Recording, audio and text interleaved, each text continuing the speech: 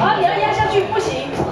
哦，你们如果有接线有孔的，你一定要把元件压下去，压到底端，你可以留一点点空隙，但是你不可以把它翘得太高。不知道的话，同学到前面来，有样本给你参考，好不好？有样本给你参考。哎，那两位同学，你要先走的，来，你们先签。这个是要看吗？哎，对，是这样看，没错。先对角线，先把它对好。